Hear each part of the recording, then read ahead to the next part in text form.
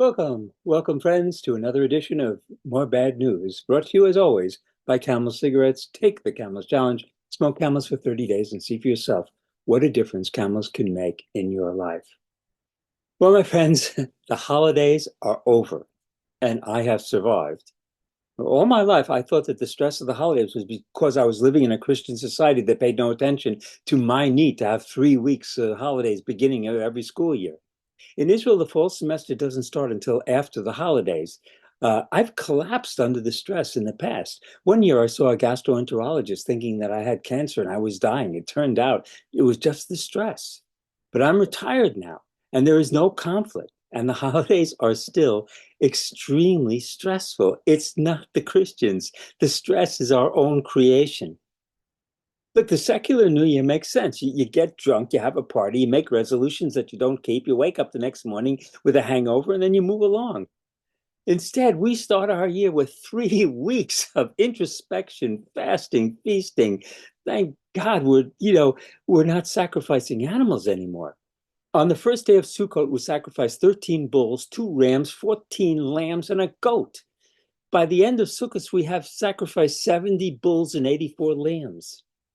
Sukkot is called the happy holiday. It's Zman Simchatenu, the time of our rejoicing. So naturally, the rabbis chose Kohelet to read as the book for the holiday. Kohelet, Ecclesiastes, can be summed up very simply. We are all dust in the wind. Nothing lasts and nothing matters. And I'm thinking that this is a great message for us today. We are nothing more than dust in the wind, and this is the time of our rejoicing. My faith has nothing to do with a belief in God. My faith is a choice that I make, how I'm going to live my life. And my life has always been tied to a set of texts. And beyond the text, there's a community. And beyond the community, there's a land. And I'm attached to it all. Judaism is a religious tradition that has evolved over time. In the early Bronze Age, the Israelites were a Canaanite tribe, and the cosmology was simple. Heaven was above where the gods dwelled. Our tribal god was Yahweh. Earth was where humans lived, and Duma was a place of eternal silence where the dead went and never came back. You never heard from them again. It took centuries for the Israelite tribes to evolve into a religion of temples and priests, heaven and hell, and then centuries more to develop rabbinic Judaism. And Judaism is still evolving. This Simchas Torah was the first anniversary of the worst disaster to befall the Jewish people since the Holocaust.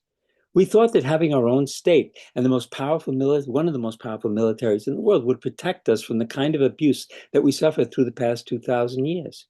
It turns out that our nuclear arsenal couldn't protect us from our neighbors, who for some reason hate us. Now, I know that we are not the easiest people to get along with. But the fact that we have been hated over the last 2,000 years, I think has more to do with the personality of the haters than with us. Okay. The past year has transformed Jewish ritual. Additional songs have been added to the daily liturgy. The Simchas Torah, on the fourth Hakafa, there are 7 times that we go around, singing and dancing. And on the fourth Hakafa, we stopped, and it was a solemn procession in memory of the first Yortzeit of the murder, rape, and hostage taking. It was a very strange experience. You're dancing and singing and having a fabulous time, and then you stop to mourn, and then you get back to dancing and singing. And that is strangely what life feels like for us, I think for me. Every day, we seem to have to stop for a moment to mourn and take a deep breath and then go back to dancing. On the plus side, this week we begin Genesis, my favorite book of all time. Abraham lived in a tent. Lot lived in a city. Those were the days. So the 3 angels were FEMA workers, and the townspeople heard that they were coming to put everybody in a cave. But they were really there to save Lot and his daughters. The moral of the story, don't look back. So my friend Ishmael Kaldi, a Bedouin whose family has fought in the Israeli military since his grandfather fought in the War of Independence. The Bedouins had always been mistreated by the Arabs and the British, And the Kaldi family were staunch Zionists. Uh, I met him a few years ago, some years ago. I brought him to Ferris State University. He was Israel's first Bedouin ambassador. Uh, he has dedicated his life to the Foreign Service. He lives in a village, a Bedouin village with goats, and he often posts on Facebook, walking in the hills with his goats. And it's just, he'll be walking and he'll stop and he'll do a selfie. The goats all stop behind him when he stops. He raises his hand, they stop. Then he puts his hand down and starts walking, and they all follow him. Then he does these selfies where, he's sitting on a rock, and this goat with big floppy ears is kissing him, licking his face, and snuggling up against him.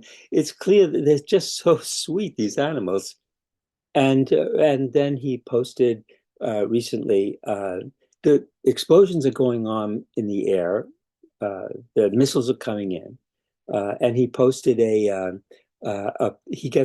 an app, and the app tells you that you have to get into your safe room. So he's out with his goat, and his app says, go to your safe room, and you have 1 minute to get to shelter. And these things are blowing up above him, and the goats are hysterical.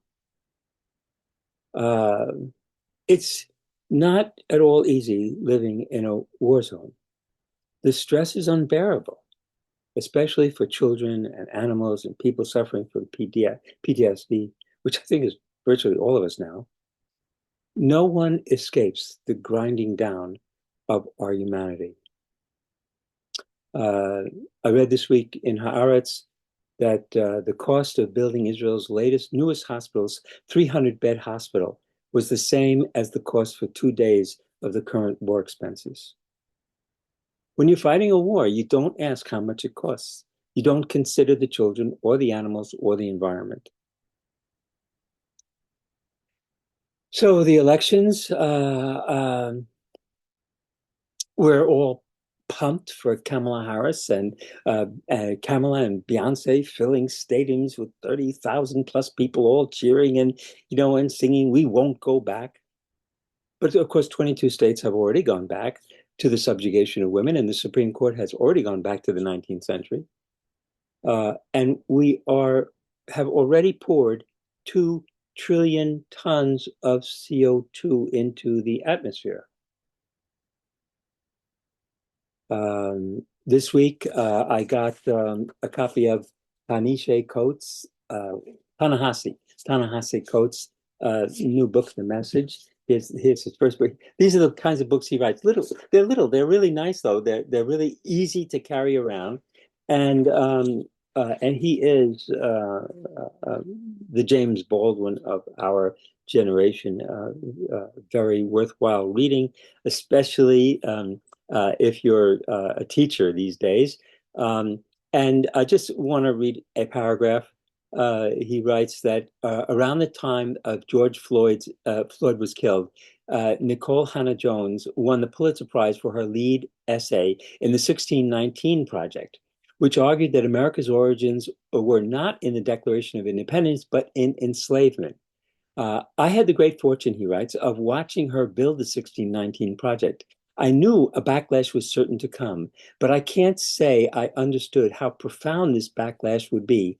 That a 1776 project would be initiated by the president, that the 2020 protests would be dubbed by some on the right as the 1619 riots, and that the White House would issue Executive Order 13950, targeting any education or training that included the notion that America was, quote, fundamentally racist, unquote, the idea that any race bore, quote, responsibility for actions committed in the past, unquote, or any other divisive concepts, quote, unquote, that should provoke discomfort, guilt, and anguish, or any other form of psychological distress on account of his or her race.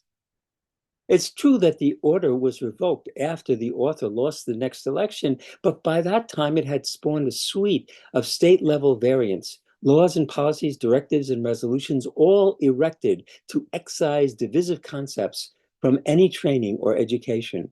The flag of parental rights was raised. In Tennessee and Georgia, teachers were fired. School boards in Virginia were besieged. And in North Carolina, Nicole's tenure at the state's flagship university, where she herself was an alum, was denied. Her new book reminded me of James Wilson's book, America's Model, uh, American Model, and of George Frederickson's book, A Short History of Racism, both of which make the point that the United States has been the bastion of white supremacy in the 19th and 20th century. Frederickson says in his short history that there were three overtly racist states in the modern world: the United States, Nazi Germany, and apartheid South Africa. Nazi Germany and apartheid South Africa were gone. They're gone. The United States has been the major state that has been the bastion of white supremacy in the modern world. It's no surprise that Coates' books are being banned for making white folk feel bad. So, folks, if you don't want to feel bad, don't look up. On the elections, in my lifetime, elections have either been disastrous, Reagan, Bush, Trump, or very disappointing. Think of Clinton and his drug policies that destroyed a generation of African Americans. Phyllis Schlafly had a book years ago called A Choice, Not an Echo. And it seemed that all that we have been offered has been echoes. At no time in my history, in my lifetime, have we ever taken our destiny into our own hands. Herbert Marcuse was the first to make me aware that the difference between the US and the USSR, it was all really superficial. That the two superpowers represented two faces of a single civilization bent on self-destruction. And the threat was what kept us all not calculating the cost of the war. I lived most of my life under the protective umbrella of mutual assured destruction. It is becoming ever more apparent to me that whatever agency we may have had, our future is now entirely out of our control. Maybe had we not dumped 2 trillion tons of CO2 into the atmosphere, but that was never in the cards. And we continue to increase carbon emissions in what Naomi Oreskes called the frenzy of fossil fuel consumption in her 2014 book, The Collapse of Western Civilization. My friends, we are dust in the wind, and none of this really matters. There's no heaven, and the wicked will never be punished. Nothing we create now or have created in the past is going to survive. The chances of any evidence of our existence ever being discovered by an intelligent species is vanishingly small. Once we vanish, it will be as if we never existed. And still, God willing, I'll be next week with more bad news.